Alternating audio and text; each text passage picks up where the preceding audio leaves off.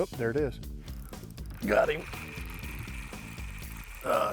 Not a giant, but it's a fish right there off that tree. Come on, little Lake Pleasant bass.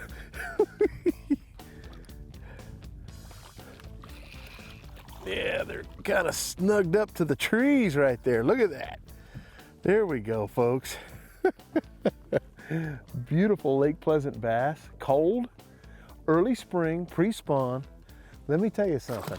Came through here earlier with a soft jerk bait and saw the fish come up and stare at it and look at it, but he didn't get it. And I thought, well, I went down there and fished a ways. I'll come back. If I don't get bit on that soft jerk bait, I'll come back through here. I'll start throwing Cincos and whatever it takes to get in these little bushes. Now, what happens early in the spring, they'll get up there and they really do try to want to get up shallow. And so there's a couple of baits that are a lot of fun to throw.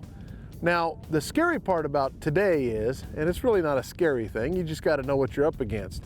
So here's the deal. We had a big cold front blow through yesterday, and it's a beautiful sunshiny day. By all rights, guys are like, the fish aren't going to bite.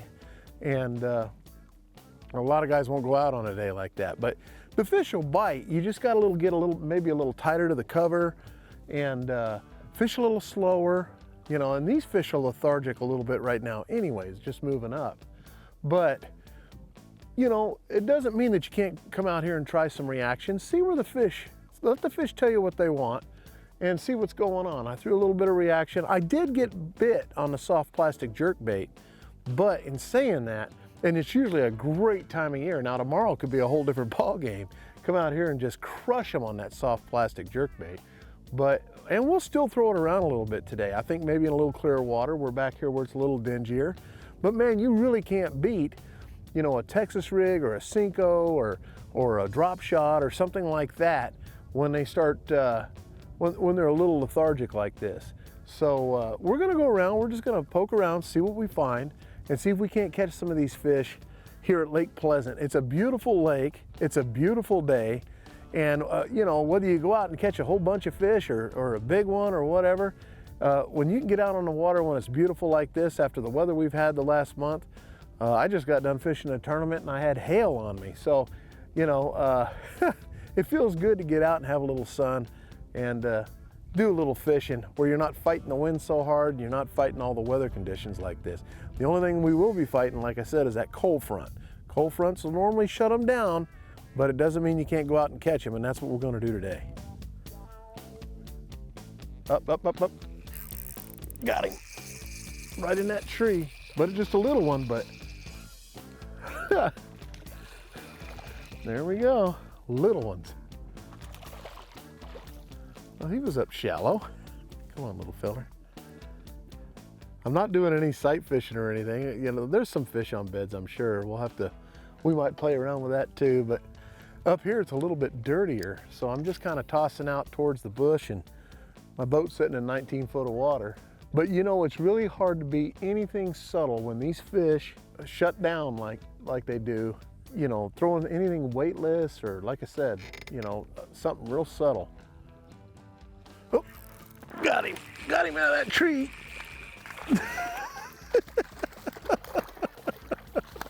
Come on, son. And you ate it, didn't you? And you ate that bait. Oh my goodness. Folks, the bite is slow today with that front that blew through, but we managed to catch us another one. They're beautiful fish, little buck bass. Now I gotta set everything up again. He crushed my worm so hard, slung my worm off. I'll tell you what, we've gone around the lake, and it's amazing how certain parts of the lake really clear. The water temperature varies enough to where you're better off sometimes finding a little bit of the dingier type water for the kind of fishing that we're doing. And the reason for that is that dirtier water will warm up quicker. Plus, the farther you get back in the backs of these cuts, and that's one of the reasons the fish move back there to spawn, is they warm up quicker. So you'll have 57-degree water out there on the main lake, and you come back here and you got almost 60 or 61 in that area, depending on how far back you go. So, you know, but we're dealing with that front that blew through, and the fish are real lethargic. It's tough right now, but you can definitely get them on that Cinco. You got to be real slow with it. Throw it out by the bush, just kind of let it fall, and you know, it's like watching paint dry. But man, you can catch them doing it.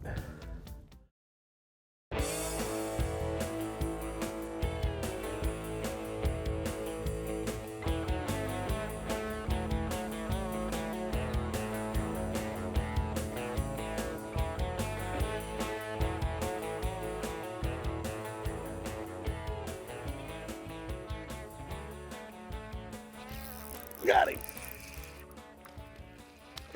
I saw him come out underneath that tree and grab it.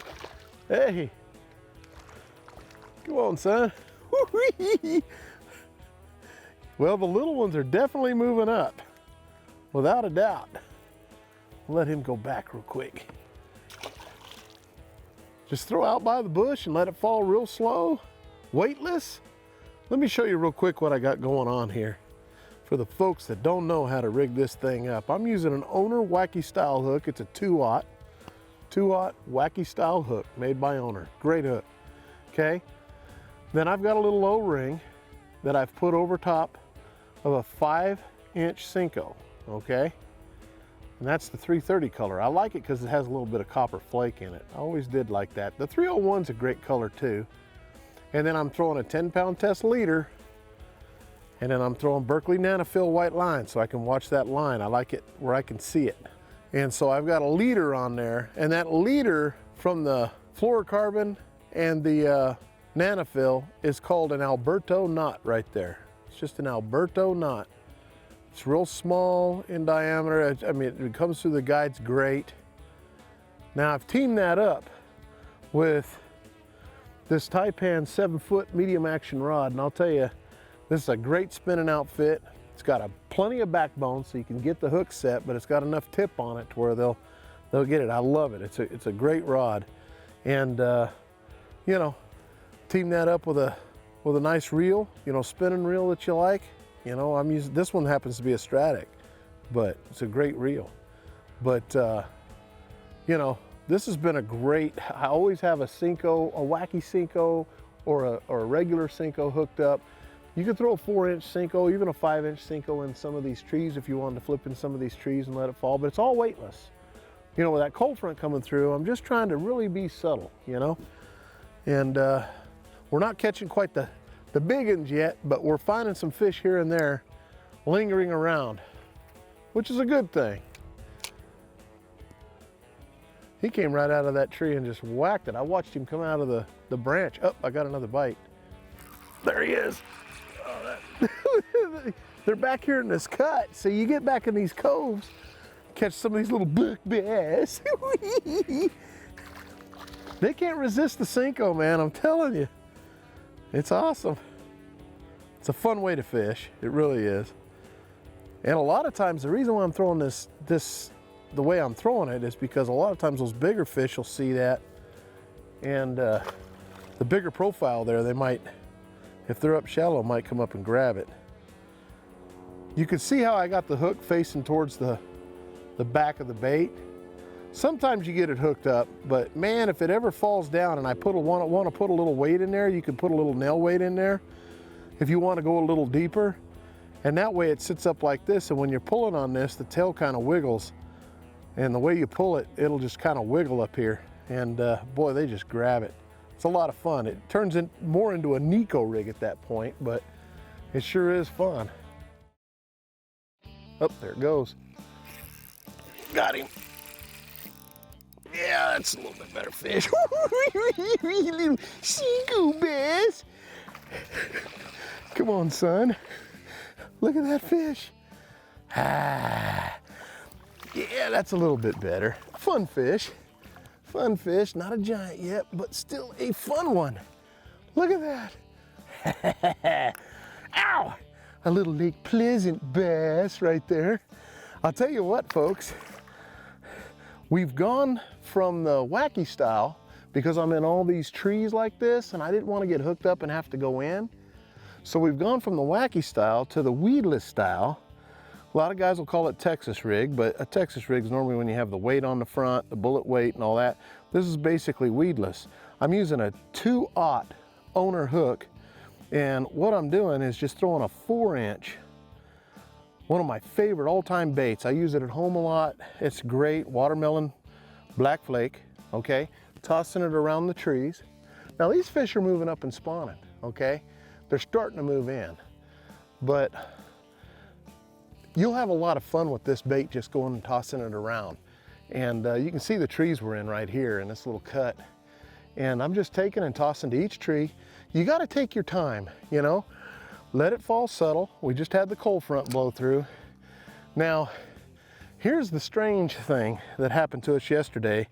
And this is actually our second day on the water. We had a little problem with our a transducer, and it fizzed out my trolling motor, electronics, everything. And I had to get it fixed. It was late, and all the stores were closed. And I just want to throw a big shout out to Wickenburg Marine, Ace, and all his staff. I gave them a call. They took us right in, fixed it. It's under warranty, and we're back out here. And I thought the trip was going to be all but lost, but those guys saved our bacon, and we definitely appreciate it. We're back on the water to show you what's going on. So this is actually day 2 after a cold front, going into this part of the show. But I'll tell you what, this little dude catches a lot of fish. We're still throwing it on the same rig that we were throwing the Wacky Cinco on, and all I did was change the hook out. What a versatile bait. A lot of fun to throw, and it's subtle. When everything's kind of slow, it's nice and subtle. So we'll go around and see if we can't catch up a few of these fish. And all I did was toss to these trees, and we'll just toss around. And if I see something, I've got my my Arizona Custom Baits craw on down there, my white craw. So if I see something that's fun to play with, we'll stop and see if we can get her done. But right now, nothing big enough that I've seen that's any fun to go after. It's all a bunch of those little, what I call buck bass. So what we'll do is just kind of keep throwing this around, and I'll keep looking, and we'll see what's going on.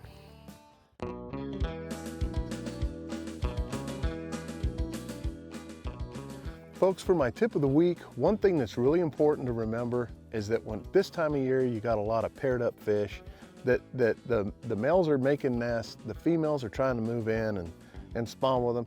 Now we're tossing out to these trees. So we did catch a fish off that tree over there, but the thing that's really important to remember is don't just keep going by. Make a second cast. You never know if that female might be in there and the male got it first. So it's real important to make a second cast in there and just see if that female might bite your bait again, you know, because they'll move up and protect too, or they'll protect the area. So a lot of times you can throw where you can't see, by these trees, and they got nest or something under the trees.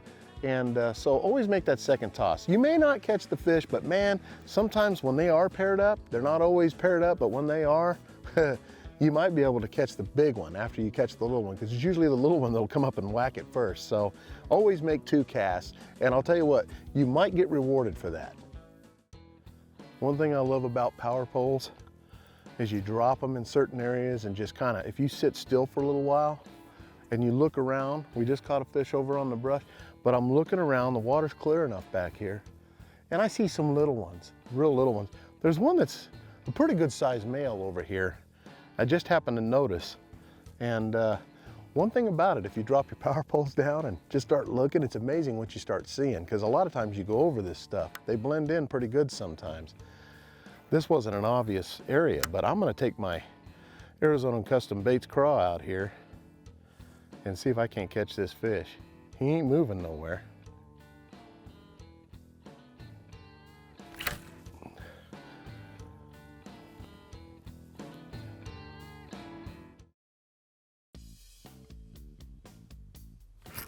Got him. Got him. This is awesome because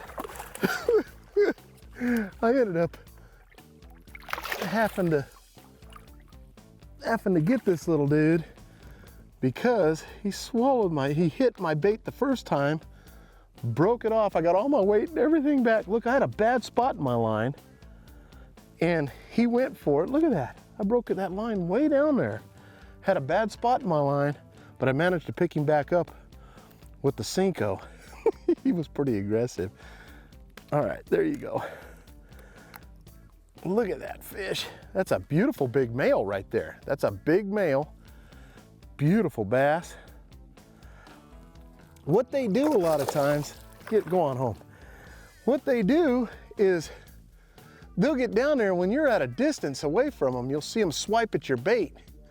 And when you lose track of your bait, you set the hook. Sometimes you don't get them right, but with that Cinco, I just sat there and waited. I waited, and I felt the bite, you know. But you get a little overzealous with these things, and I'll tell you, sometimes you foul hook them. You don't mean to, but it happens. But man, look at that. I had a bad spot in my line, but I got my weight back and everything. He was dragging the weight around and everything, poor feller. But that's good. I'm glad we got that loose. Usually when the bass get aggressive like that, they'll come back and strike again. They don't want nothing in that area. So he was off a ways. I didn't want to get right on top of him. So he was a good cast away. But yeah, it was a fun fish that was a big male. Sometimes you come up on the little guys, they're not even worth it. I know if I'm tournament fishing or something like that, I don't even bother to mess with a lot of the males. I don't. They're fun to catch, but man, they won't win you tournaments, not in the spawn. We've sat here with those power poles the whole time and just kind of looked around, caught that fish. I'll tell you what, I don't know how we did it before without power poles, but it's nice to have them. Got him.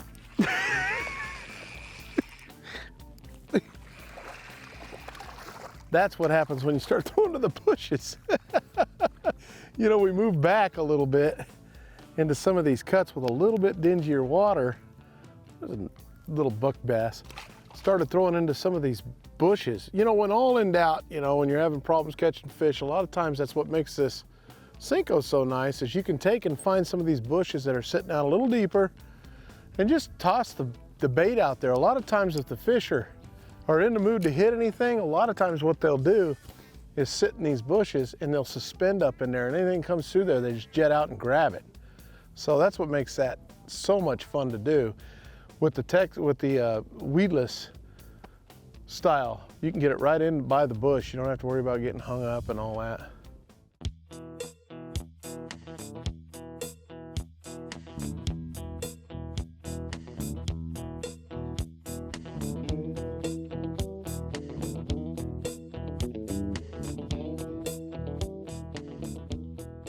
Well, we had fun, grabbed some Cincos. Don't forget that if you're up there and you're seeing some of those fish up shallow, get some of those craws from Arizona Custom Baits. They make, that bite's just now starting to come in. And it's only in a few pockets here at Lake Pleasant. We're kind of in that pre-spawn mode, but man, what a blast it is to throw this up in there and catch some fish and just have some fun. It's been beautiful after all those cold fronts. First day or two after a cold front, it's a little bit tough, but it's gonna get a lot better. Thanks for joining us on the show. I'll see you next week. I'm Johnny Johnson. Now, see, that's what I'm talking about, folks.